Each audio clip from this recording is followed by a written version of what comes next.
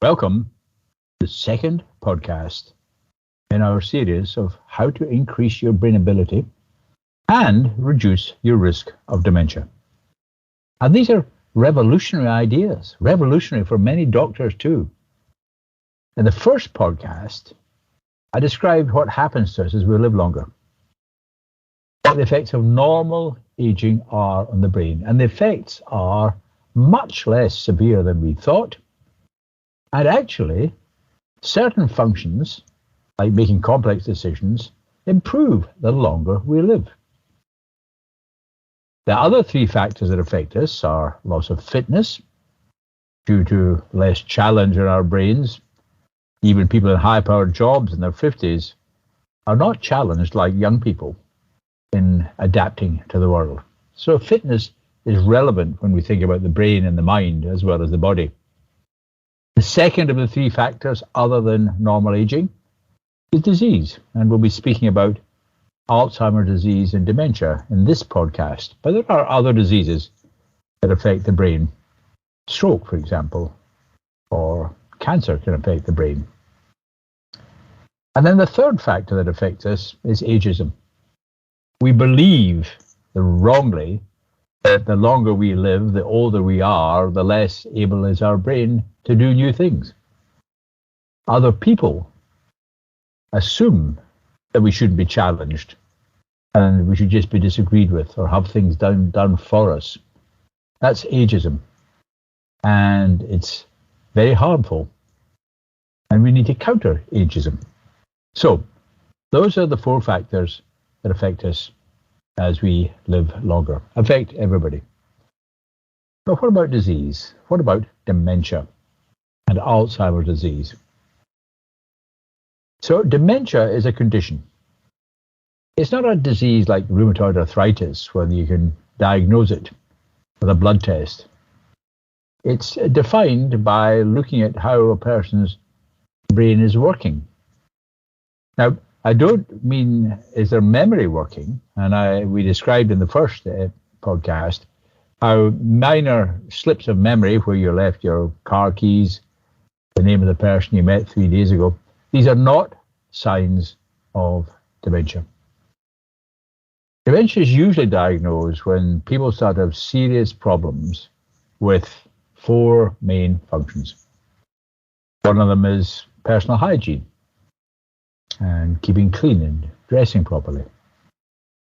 The second is money. And of course, in the world of scams, this can be from outside, but problems with money, significant problems with money.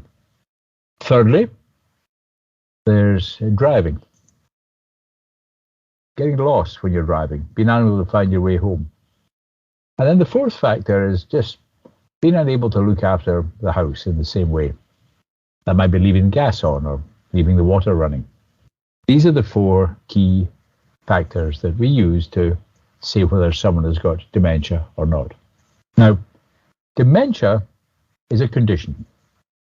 It's a set of symptoms and behaviors that can be observed and that people can talk about or may not realize that they've got them. And dementia has a number of different causes. The most common cause is Alzheimer's disease. Actually, it should be called Alzheimer's diseases. Professor Alzheimer described it by looking at a microscope at the beginning of the 20th century, but it's quite obvious there are a number of conditions that have a similar appearance under the microscope. But when you look in more detail at the brain through modern technology like the MRI, then it's obvious that different things are happening. One of them, for example, is a complication of Parkinson's disease. It causes dementia as well as the problems that we usually associate with Parkinson's disease, problems of mobility and shaking. So Alzheimer's disease is very important, but it's not the only cause of dementia. There are a number of other causes, of which probably problems with the blood supply to the brain are the single principal type of cause other than dementia, other than Alzheimer's disease. However, we now know that these other factors, vascular disease, And we know now that social factors increase the risk of dementia: isolation, lack of purpose, visual failure, hearing failure. These are all factors that we'll discuss in podcasts to come. And they all increase the risk of dementia. Now, I've used the word dementia and I've used the word Alzheimer's disease, and we can also talk about what's called vascular dementia, which is dementia caused by disease of the blood vessel, either in the brain or in the heart, or the arteries leading to the heart and the brain, if little clots are thrown off. And we'll discuss this in a podcast to come. We don't use the word pre-dementia, and we don't use the word mild cognitive impairment, MCI. We don't think those are useful terms. We want you to focus on what is happening to you if you don't have dementia and how to reduce your risk of developing dementia. As an individual, you need to make a commitment to increase your ability to think, to use your brain, and to decrease your risk of dementia.